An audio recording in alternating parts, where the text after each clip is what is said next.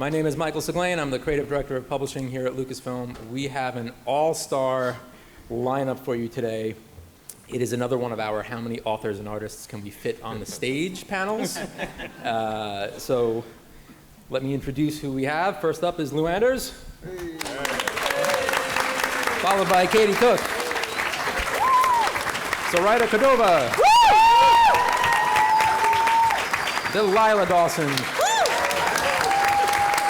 E.K. Johnston. George Mann. Rebecca Roanhorse.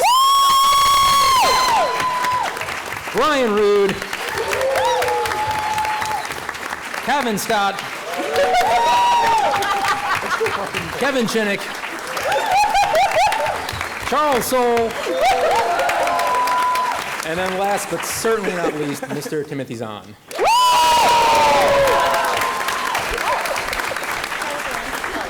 All right, like I said, we've got a lot of folks up here. I'm going to start with asking a couple questions so that you guys can get to know them a little bit better. So for all of our panelists,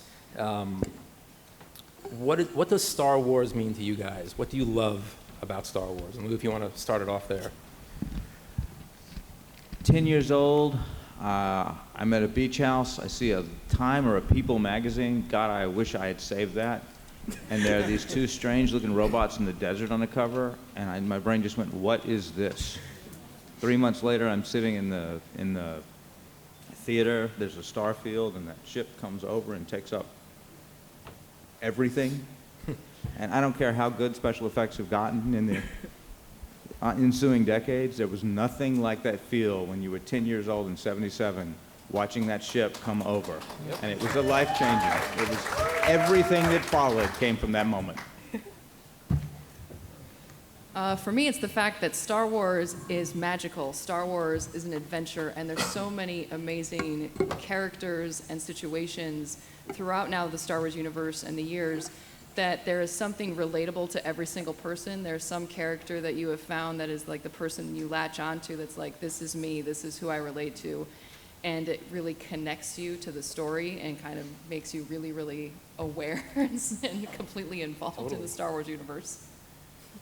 For me, Star Wars is family. It's not just the family that you have, the family that you grow up watching it with. It's like your found family, the people that you go to conventions with and you watch it over and over and over again with. And I think that's a really beautiful thing. I think of both. Hello. You're the loudest person. Yes. Yeah, so for me, I think of Star Wars like history. Like, I don't know if I can believe in Taft, but I can believe in Star Wars. It's real. But yeah, what drew me in was, Star Wars was around. I was born in '77 when you couldn't watch movies on command. So I knew about it before I saw it. And then one night there was a special on TV about a little girl who crash landed on a planet and befriended murder bears. And I was in for life. For me, Star Wars is always fun and family, pretty much for the same reasons as Zoraida. But it's just sort of the place that, like, if I'm feeling sad or whatever, I can just put in one of those movies and immediately it's like my happy place instantly. For me, Empire is the first film I remember my grandfather took me to the cinema to see, and it made an indelible impression, and I've never looked back. And I think looking at Star Wars now, for me, it's about the depth of the mythology and the story. There's a whole universe there in terms of character and environment and story, and you can get lost in it, and I regularly do. Yeah, I think for me, Star Wars is about imagination and escape. And I remember my brother had that Darth Vader head where you could put all the action figures in it, and I would steal it, and I would take all the action figures out, and I'd build Tinker Toy and Lincoln Log play sets for them, or places for them to play, and they'd fight earthworms, and they were really just my first escape into like my imagination and to fantasy and science fiction and all of that good stuff. And for me, Star Wars, thank you, Jim. Star Wars was something I always dreamed that I'd be able to do maybe 1 or 2 projects on as an illustrator. I loved the property dearly as a kid, still do to this day. Never envisioned I'd sit in front of a room of this many fans talking about the stuff I've been doing now for close to 15 years on the license, and I've bonded and built some of the most beautiful relationships with friends, had some of the most wonderful experiences with my family and my kids and my wife, all because of this little thing called Star Wars. It's been pretty amazing. And I get to work with so many great people. It's what everybody else has said. For me, it's the overall feel of the universe. It's a unique thing, a unique combination of friendship, love, loyalty, danger, humor, adventure. It's a mix that no one had seen before George Lucas put that Star Destroyer across the top of the screen. And coming back to that universe is just a joy every time I do it. I think it's the universality of how it's appropriate for all ages. You know, I have written obscene Star Wars jokes for Star Wars Robot Chicken. I have done a very kid-friendly version with the Star Wars children's book Chewie and the Porgs. I worked on a family-friendly sitcom that George did called Star Wars Detours. And now, which is closest to my heart, is the young adult novel Star Wars Force Collector. So to me, it's no matter what age you are, the child in your heart, it reaches out to you. Yeah, I think that's for me. It's about playing. It's about being 10. You know, no matter what I'm doing now, I'm still the kid with his action figures and his TIE fighter and his X-wing going pew pew pew pew. Because largely, that's what I still do. Star Wars is bugging my dad to take me to Toys R Us to see if we can find the Luke Skywalker action figure. Star Wars is my brother smacking me in the face with a stick that we're pretending the lightsaber was. Star Wars is waiting in line for 4 hours to go see Phantom Menace to get those tickets, you know, in 1999. Star Wars is reading Tim Zahn's Heir to the Empire books when there was no Star Wars for such a long time. Right? Star Wars is getting asked by Marvel Comics to write a Lando miniseries, which I like. To give something back to Star Wars was incredible. Star Wars is being on this panel with all of you guys. Star Wars is all the stuff we love. Awesome. Well That's said. a beautiful poem. So with some of the most iconic characters, do you guys have a favorite character to write? Is it a hero? Is it a villain? Is it a droid? Lou, with who you got to write? Because you got a couple iconic characters in Pirate's Price there. I did. I actually, I think my favorite character was Hondo. I think I lucked out on the first try. He was a blast to write. I sat at my desk saying everything out loud and giggling. And if I got lost, I would just go back and watch more Hondo and say, that's not how Hondo speaks, and put it back into Hondo. And I felt like for a little while I was Hondo. It was wonderful. I have to put an aside on that if I can, which is there's a character that I hope will be iconic one day, which is when I got the gig and I told my family I was doing it, my daughter said, "You have to have porgs in it, and one of them has to be named Puffy." Because she has a porg named Puffy. And so it wasn't, "Would you please put Puffy in the book?" It's, "You will put porgs in the book, and one will be named Puffy." And Puffy's in the book. And Star Wars Adventures, Michael Morisi, has picked Puffy up. And Puffy's had a life beyond the book already. So the rest of you, I'm expecting more from Puffy.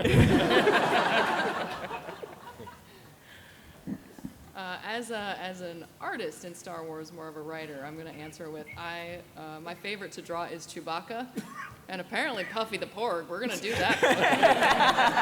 That's happening. I'm so excited. But I love Chewbacca because he can look really dour, he can look really sweet, he can look really happy, he can look like he's about to tear your arms off, and he just has a gamut of emotions that, as much as I love the droids, R2-D2 does not have in pictures. He just always looks like R2-D2. My favorite character to write in A Crash of Fate was Jules, who is a kind of an underdog and a dreamer and a farm boy, and we all love those guys, right?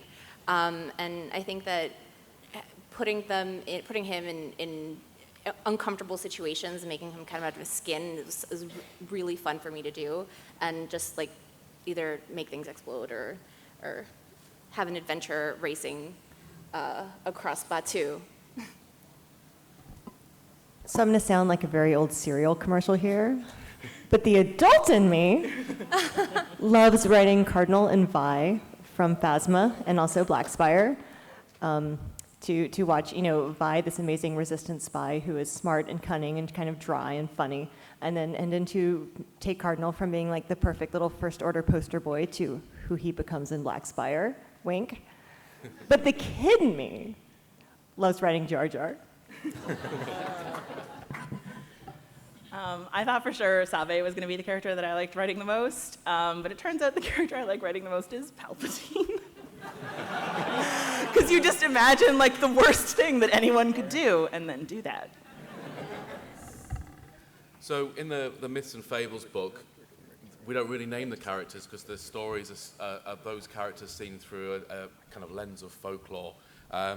But you can see the cover up there, and there's a knight who lives on a planet that's covered in sand who fights a dragon called Crate. So you might get a bit of an idea of who he might or might not be. And that was my favorite. As a fan, I love Return of the Jedi Luke. When he goes and it's black and he's such a badass and he's coming to his powers. But as a writer, I really enjoy getting to know Poe. I feel like I know him really well now, and you will too one day, and that's all I'm allowed to say.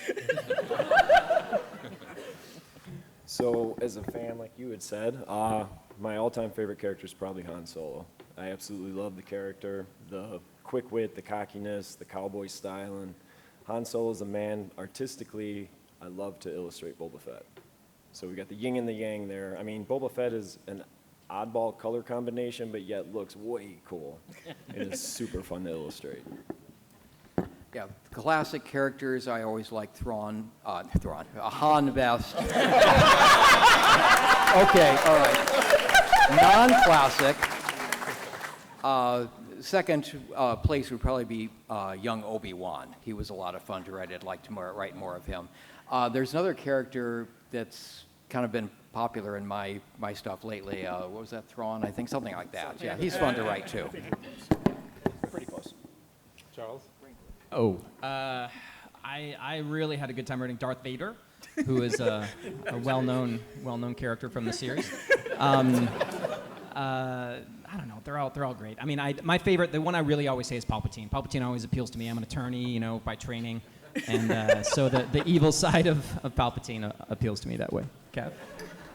I like writing Chewie, especially in comics because you get to write the sound effect. But then I also write what he's saying, which is always fun because you're the only one who knows. And Han. I think recently I've loved writing Ventress because she says what you're thinking. And then Jackson is obviously right up there, always. It's tough. As we were saying, there's so many great characters. I think, especially in Robot Chicken, we enjoy writing characters that you didn't spend a lot of time with, like Gary the Stormtrooper, or, you know, Ponda Baba. It would have been a great graphic artist if his arm wasn't cut off that day.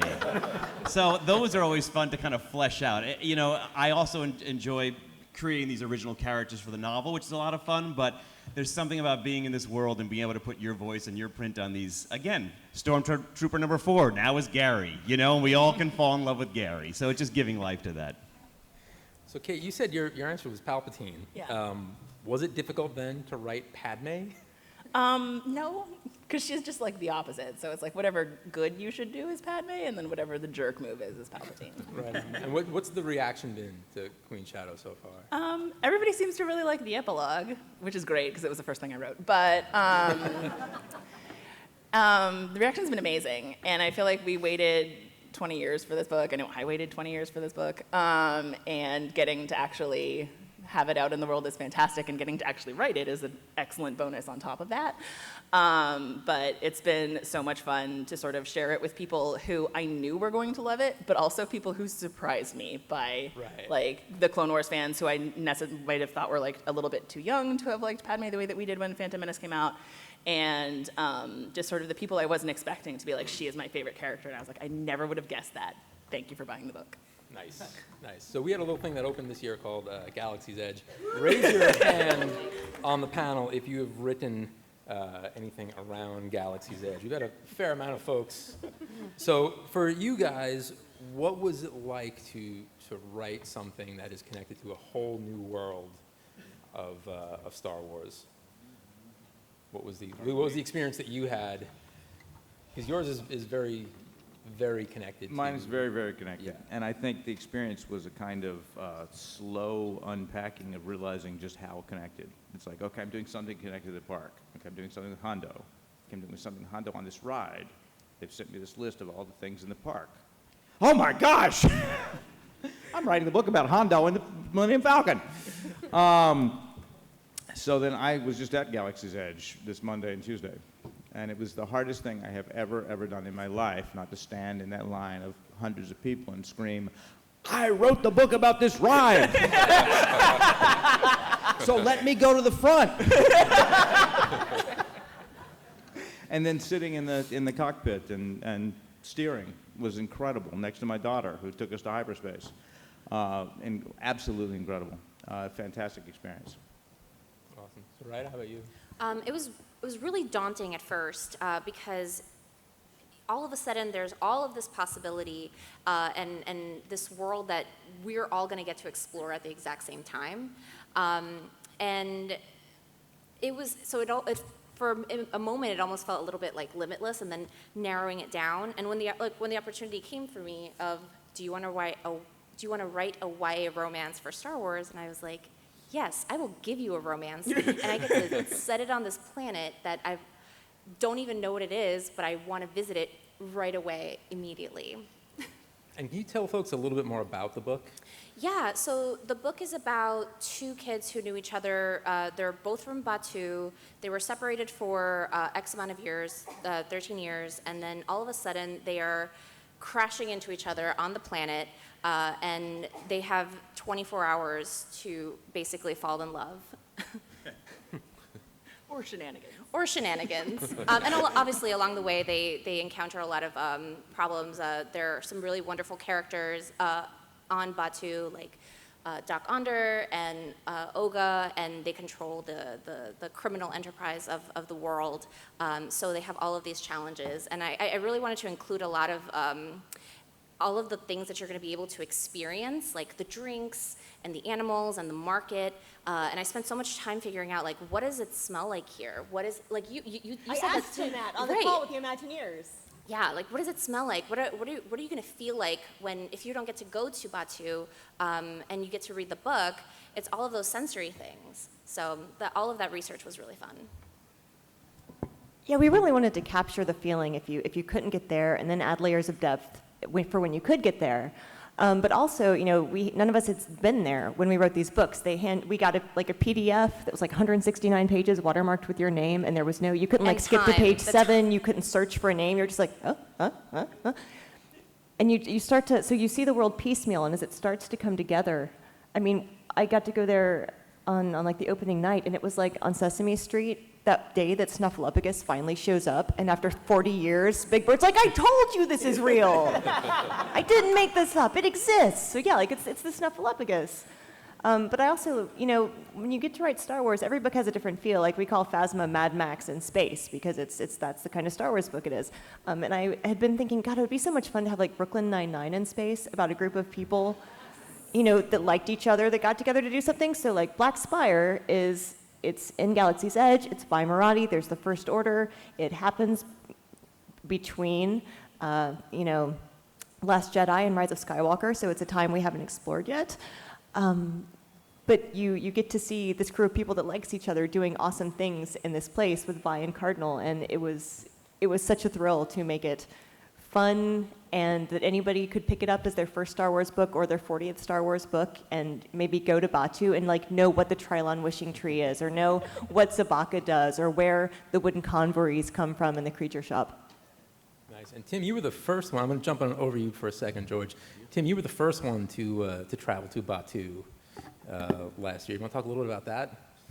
I had a little bit easier time than some of these others because my stories, the Thrawn Alliances, has a couple of visits to Batuu, but they're in the prequel and the classic eras. So I've got the whole infrastructure of Black Spire, but I don't have to have any specific people or events there. I can kind of put my own story in that setting. That being said, I understand there is blaster damage in the cantina where Anakin and Thrawn and later Vader and Thrawn had battles with people. So I guess the tail wagged the dog just a little bit, which is very, very cool. Yep. For me, I mean, like Delilah said, I got this PDF through of kind of what Batuu was all about. And as I mentioned earlier, kind of one of the things I love about Star Wars is all the depth of mythology, and I could not believe the work that had gone into this. It was a whole biography of a world. And I'd been expecting kind of like a little bit of text, and like, kind of, this is what we're thinking. No. There's a whole biography there. And being able to delve into that and kind of go, how can I add to this? How can I help bring some of this history to life? Because, you know, we're doing myths and folklore. So those stories, they don't take place in the now, they take place in the history of Batuu. And they've morphed and changed through the telling. So, you know, to be able to go, well, what is the Black Spire, and what do the people think about the Black Spire?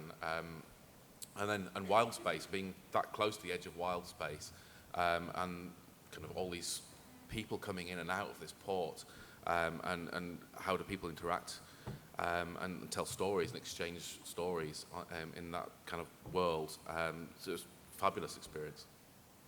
Kev, you got to go to Batuu as well. I did, yeah, in the book. And it's funny because I started writing this before I even knew about Batuu exactly. And I was saying to Mike and Jen, like, oh, you know, the character in my book is a bit of a collector. And he likes to look for these antiques and stuff that are all Jedi related. I was like, I wish there was a place that people would know and be tangible and be, and they're like, well, we happen to have. I was like, what? So it all worked out, dovetailed in a way. I'm sure it wasn't an accident, but it all worked out very well.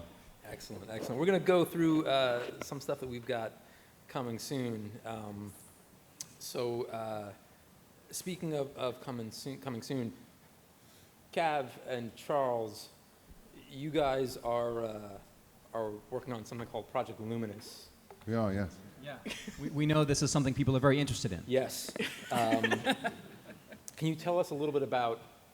No. Are you sure? Well, on this phone, I've got the master document, No. so I just thought You know what? We'll get back to you guys. Let's talk to Katie. Because Katie, you have now done 4 Yes. cute Star Wars books. I draw the cute side Exactly. of the books. What is the trick to making Star Wars cute?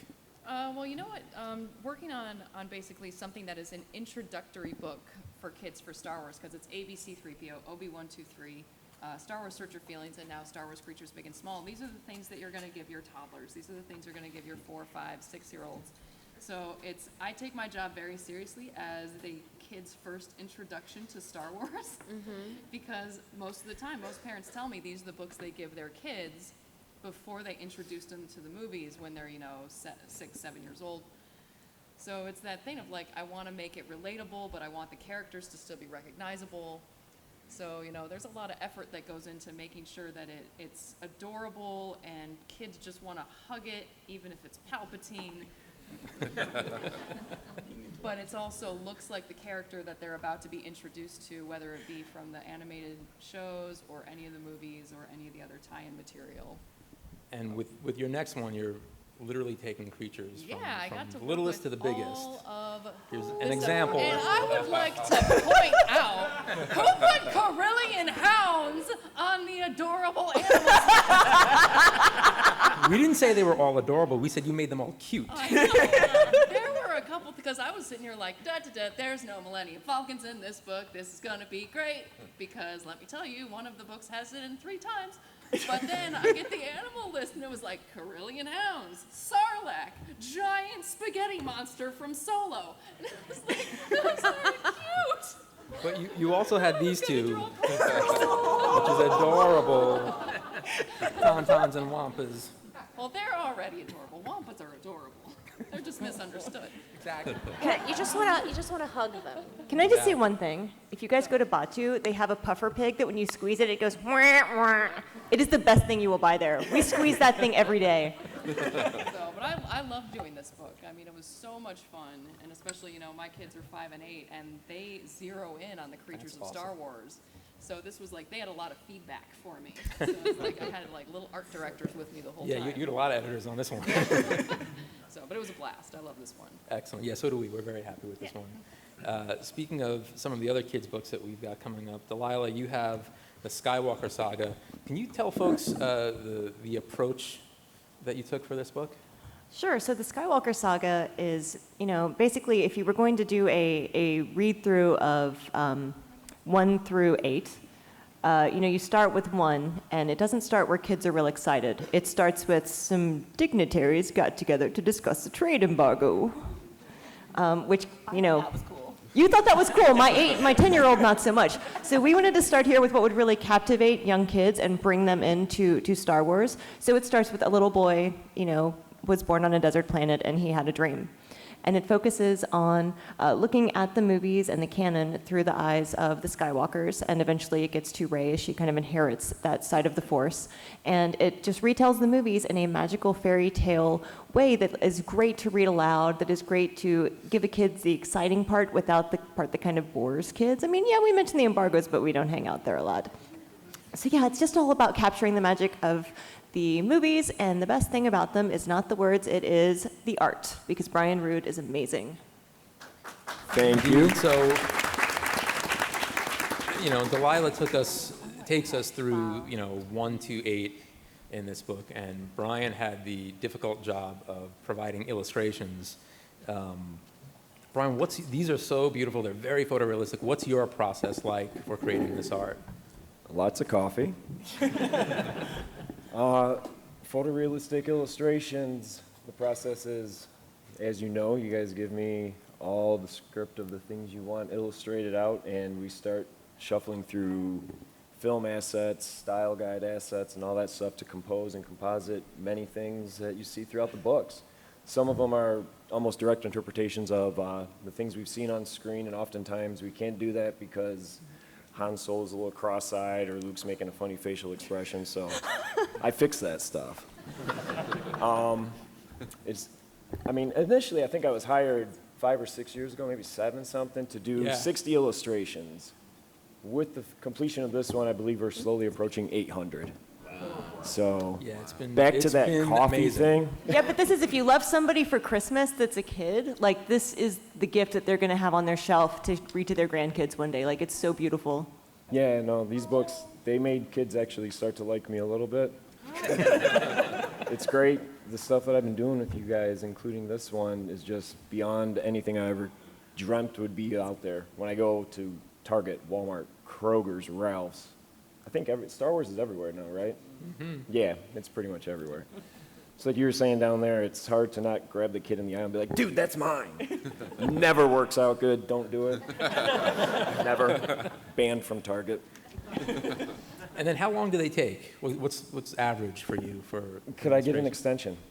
I know that I know. I am on the extension, aren't I? We've been on the extension. These are coming out fast, man. I mean, most of them are digital illustrations. I'm a traditional painter, but with the project starting that was only supposed to be 60, we thought, yeah, sure, we can do these all traditional. That quickly grew to 120, grew to 240, and so on. So I had to reinvent some stuff. Couldn't really do all that. It's amazing how quickly you are able to paint these. Yeah, the spot illustrations like that, they're 1 to 3 days a piece, sometimes 3 illustrations in a day if they're very simplistic. It's just, Michelle, I'll see you in like 1 more year once we get through 9. Maybe, no, 2, 3. And there may be more after that, who knows? 4 or 5. So speaking of kids' books, George, you have Myths and Fables, and this is essentially Grimm's fairy tales for Star Wars. Can you talk a little bit about some of the stories that are in this? We have the Witch and the Wookiee here to show. If you can tell the folks what this is and what the book is about. So there's 9 stories in the book in total, and kind of what we did was go back to Grimm's fairy tales, Aesop's fables, and look at the tone of those stories, and then go, well, how would those type of stories work in the Star Wars universe?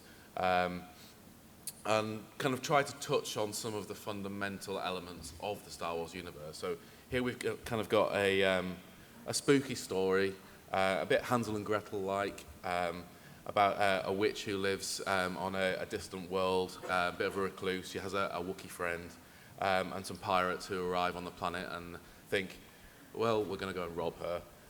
And it doesn't work out very well for them at all, as you can imagine. And yeah, that's actually, you know, Shelish and Awachi from Star Wars Uprising. You know, and while this is a book of fairy tales, much like Delilah's book, you know, you can read these at any age. You know, Delilah's book is a fascinating retelling of 1 to 8 through the eyes of Anakin and Luke. And, you know, what George did here is really take, you know, fairy tales and infuse them into Star Wars. And there are characters, like he was saying before, that you think you may recognize. There are characters in there that, you know, are pretty deep for some of the core fans. And I think this one especially works on multiple levels. So we're really proud of this one. This is out later this year. We've got a Black Spire story in this. Yeah, and look at that artwork. I mean, yeah, Grant Griffin did an amazing job on the art. But let's talk about Thrawn. Mr. Zahn, what's in store for everyone's favorite Grand Admiral this time around? Well, this is set a few months, I think, before Rogue One. It is in mid-season 4 of Star Wars Rebels. If those of you who have seen the show will remember, at one point Thrawn is called away from Lothal to plead the case of the TIE Defender project in front of Palpatine, where Krennic wants to take all those funds for his Stardust project. And basically, Thrawn is kind of maneuvered into accepting what is essentially a bet between Krennic and Tarkin. They're both trying to use Thrawn a little bit. There's a problem with one of the supply lines. Predators are mucking things up a little bit, grabbing ships, sending them off into hyperspace, etc. And Thrawn has to solve the problem of how to get rid of they're Mynock-type creatures, how to get rid of them in a week. Okay, because that's about the time I've got in that gap in Rebels to deal with. The project goes sideways fairly quickly into regions that nobody's expecting, nobody has any idea, but there's a bigger threat coming in than anybody realizes, and Thrawn needs to deal with that. Oh, and by the way, Eli Vanto, Admiral Arlani, and the Chiss are back as well.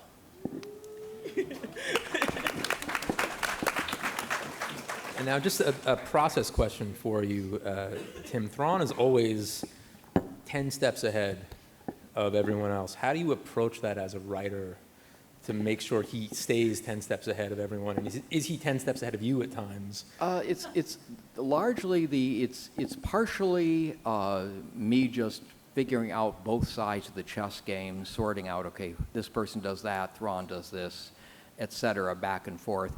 And part of it is illusion in that Thrawn can come up with these solutions in a few minutes where it may take me 2, 3, 4 days to sort it all out. So part of it is Thrawn is not smarter than I am, but he's faster than I am. So it makes him look a lot smarter than I am. And but it's a play both sides of the chessboard, figure out how that works. And of course, I know what's further down the line in the book as well. Excellent. Let's take a look at a few other things that we've got coming up. So Star Wars Insider 191, which is out on Wednesday of next week. This has a really nice tribute to Peter Mayhew, written by Jonas. So, you know, this was a special one. I also wanted to touch a little bit on some of the comics that we've got coming out. So from our friends at Marvel, Tom Taylor is doing an amazing job writing the Age of Resistance series right now. So as a reminder, this started earlier in the year. We had Age of Republic, Age of Rebellion, and now Age of Resistance to wrap it all up. And Phil Noto's doing an amazing job on the covers. Speaking of Phil Noto, he is illustrating the flagship title with Greg Pak right now. So there are a couple shots of what's coming up there. What's exciting about this is that this also happens, which is just super cool. I'm in. But let's talk about Luminous. Okay. We can do that. No, you we can't. Can do that. No, you can't. But I do want to talk to you. No, you can't. Give the mic back. It's my understanding people are very interested in this project. No one has any interest in this right now. Let's discuss what Mr. Scott is working on. So you had an audio original released this year. Can you tell these fine folks about DOOKU Jedi Lost? Yes, so DOOKU Jedi Lost, thank you very much, told the story of Count Dooku from being a 10-year-old boy through to a 60-year-old man who decided, I'm off. And that was all I wrote. No. And so we tell the story of Ventress as a brand new apprentice for Dooku, being sent on a mission to find out all about her master and the man he was and the man he became. And it came out in April, and it seems to have gone down quite well. Yeah, and can you talk a little bit about the audio aspects of it, the dramatization of it? Yeah, sure. So it was an audio original. It was only available for download. It was a full cast. Instead of one narrator, it was written as a script. And we have Ventress narrating as she's going through, and then we cut back and forward to the various characters. I think there's over 100 characters in total we worked out in it through 5 decades of Dooku's life. And if you can't get to the audio version, we're happy to announce that there will be a print version of it coming out in October. But for me, I am a Count Dooku fan. I am a Christopher Lee fan. I can't have Christopher Lee without Peter Cushing. They're the horror icons, and so with that leads us to Mr. Scott returning to Vader's castle. So, Cav, if you would, can you tell these fine folks a little bit about what you have in store as we return to Vader's castle, please? So, like last year, Return to Vader Castle sees us in October as we lead up to Halloween every week, returning for spooky stories in the Star Wars universe. And this time we're going dark. We've decided to focus on the villains of the universe. So we have Darth Maul, where a group of kids are charged to spend a night in a spooky cave on a junk world, because nothing bad will happen there. We have a Sarge Ventress, who I've been writing, I'm just going to say what the story's called. It's called Bop She Bop, Little Sarlacc Horror.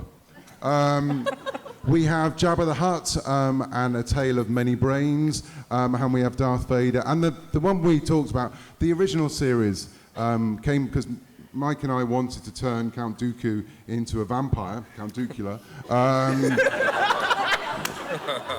And we did. That was the first series. For this one, we've turned Grand Moff Tarkin into Baron Frankenstein. So long ago, Grand Moff Tarkin created a monster who is now coming after him. We're really happy with this, and this time around we've got the excellent Francesco Francavilla illustrating the wraparound story, and he is back once again with his creepy covers. So there'll be 2 covers for each, a black and white and a colored version, and this will be out weekly starting in October, which is pretty fantastic. October leads us into our Journey to the Rise of Skywalker program. And I wanted to talk a little bit about that because it is super, super cool. So this is just a snapshot of some of the books that we've got coming out. Kev, I was wondering if you could tell folks a little bit about what Force Collector is and the inspiration for it. Sure, yeah. Well, as even Brian was saying earlier, Star Wars, as we all know, is everywhere. It's everywhere. And it's hard to imagine a time where it wasn't so omnipresent, but there are some of us who do remember that. And I think it was probably April of 1977 when these television trailers for the movie were coming out. And you'd watch this trailer, you could probably still see them on some of the DVDs, and it just blew our minds because we had never seen anything like it.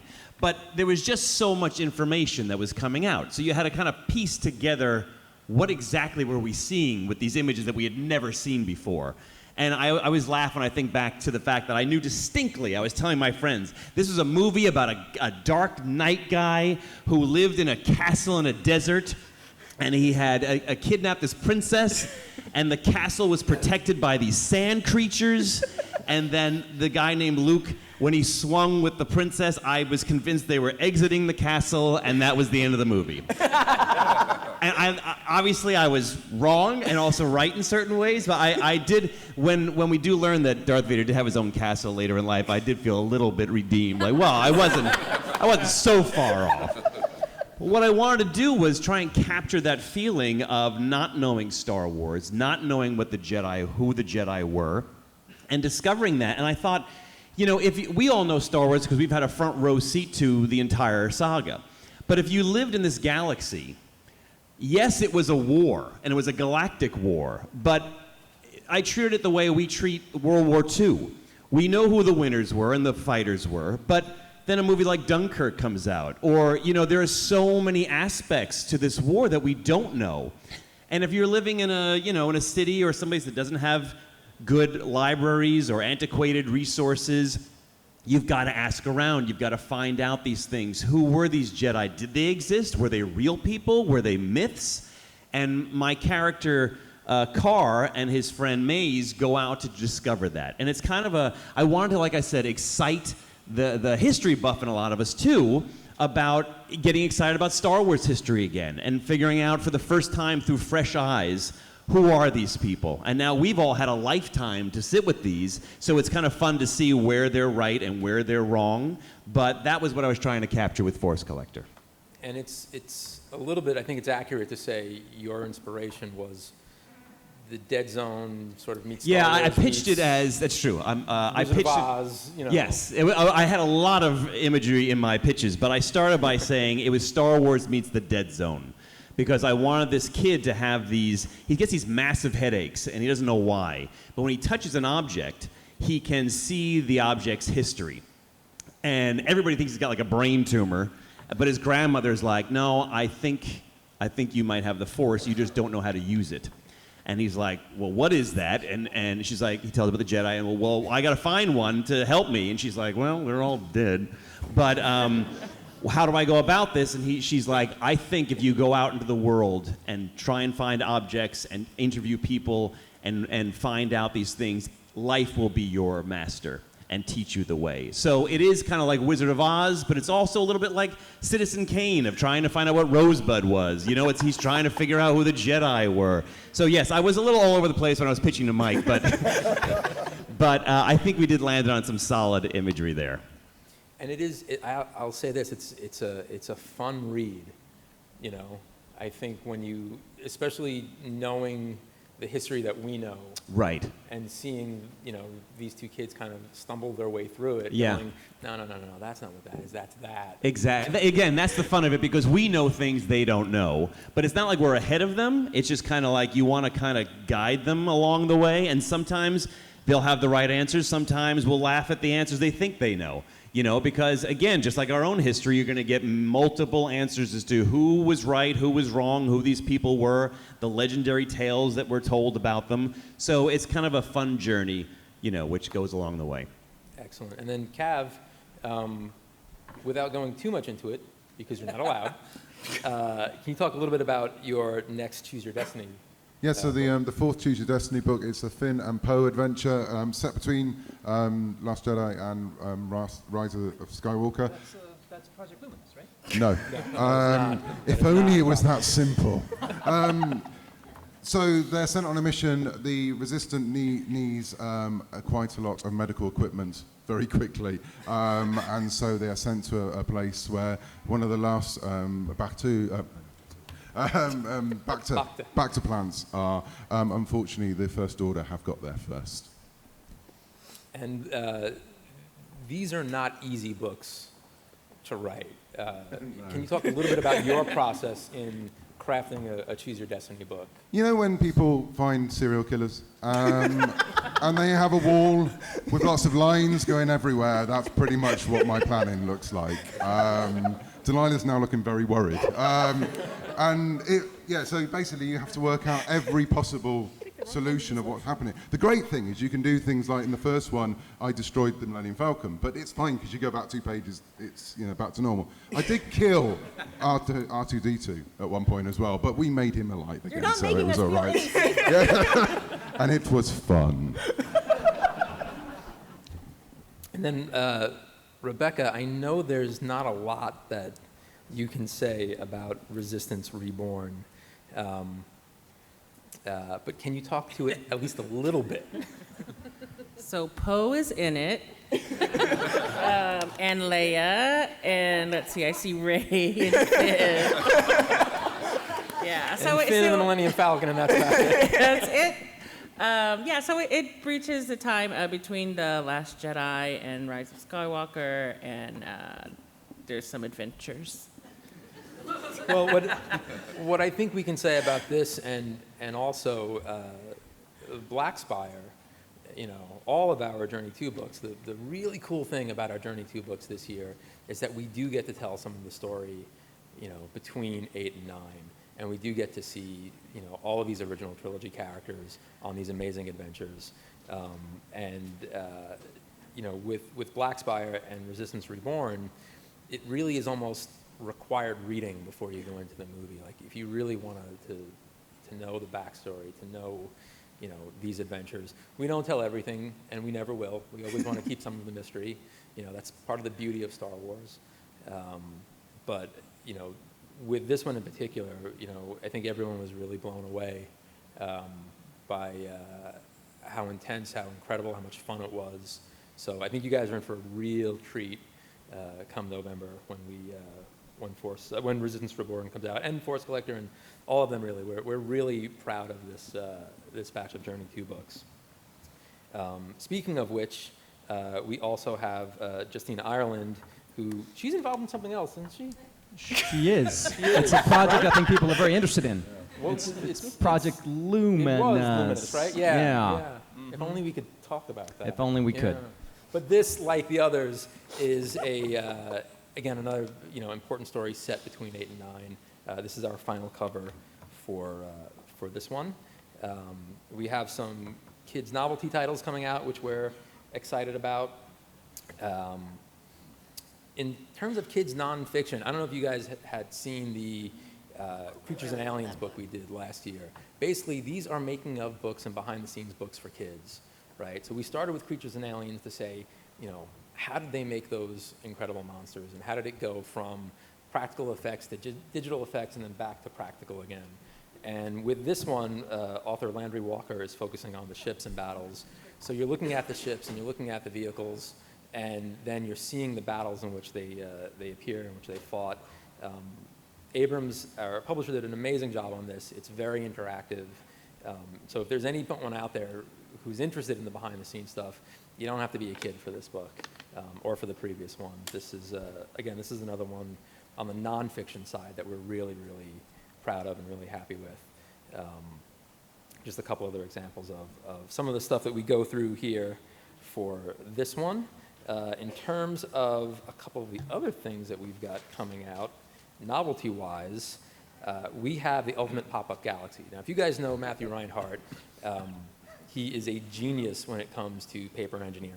I don't know how this man's brain works. He really is. It's amazing, and he has taken the entire saga and turned it into this really complex but amazing pop-up book that unfolds. The entire book unfolds into a giant album. He's figured out a way to make the AT-ATs walk. It is super, super cool. Witchcraft. We're excited about this one. This was a good one. He would come in every couple of weeks and say, like, oh, look, check this out. It's like, how did you make the AT-ATs walk? It's just paper. And he did it. It's really pretty amazing. And it takes you through the entire saga. And because it is a Journey 2 book, yes, there is some stuff from Episode 9 in there, which is super cool.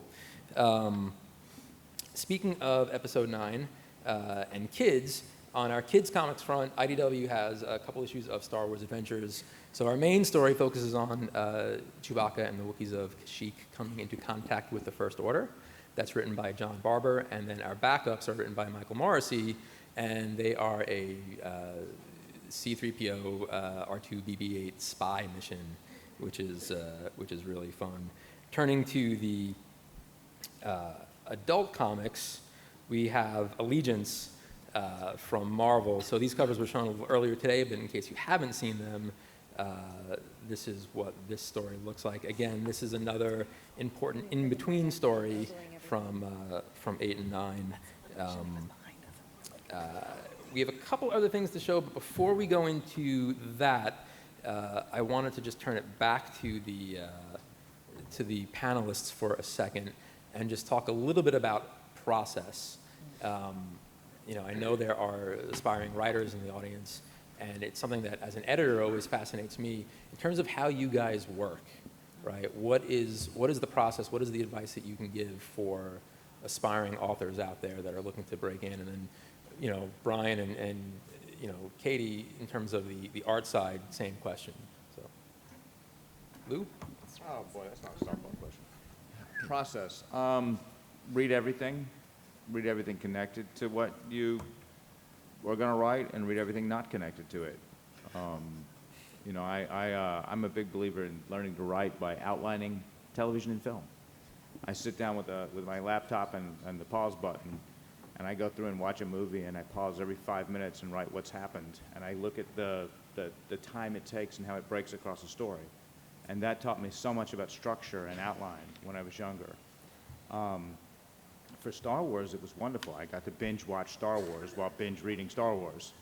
But also I went back and read things that were unrelated, just about myth. And if I can take an aside, one of the most fun bits of research I've ever done for any book was for Pirate's Price. I had a chapter where 3 Z-95s are attacking the Millennium Falcon while its rear deflectors are down. And we have the Fantasy Flight X-Wing miniatures game. And so my son and I staged this scene, and we played it through twice, and I made notes, and that became the chapter. And I don't know how applicable that is to non-Star Wars writing, but it was a wonderful bit of research. I'm going to cut you off because we were just told that we're out of time. I wanted to go over 2 things really quickly, though. First is we do have some Rise of Skywalker books coming up, and I just wanted to show you some new covers to that. And then lastly, Charles, can you please tell us anything about Luminous? I think you guys are all very interested in it, but no. But is there anything else we can talk about, though? Something to sort of make them feel good? Do you have anything else that you can say? About Luminous or about? Anything. Well, there's a story. There's a Star Wars story that I know it's the story that I really, really, really want to see told. I have a feeling many of you probably really, really want to see told. And I was asked to do it, which is kind of shocking. So can we say anything about it? I think so. I think we can show them. Yeah. That. Yeah. So Rise of Kylo Ren. Yeah. So Luke and Kylo and the Knights of Ren. That what you think that story is, that's this book. And I call it. You're going to be mad at me for saying this, but I call it From Ben to Ren in my head. I can't believe I'm doing it. It's astonishing. It's going to be amazing. There's a whole thing to it, which I don't think we have time to get into now. No, we certainly do not. But we can say The Rise of Kylo Ren is coming this December, right before the film opens, from Mr. Charles Soule and our fine friends over at Marvel. And then quickly to everyone here, thank you. Thank you for reading. Thank you for supporting what we're doing. We do this because you guys pick up our books, you read them. We appreciate it. We thank you. We know how lucky we are. May the Force be with you, and have a great Comic-Con. Thank you, everybody.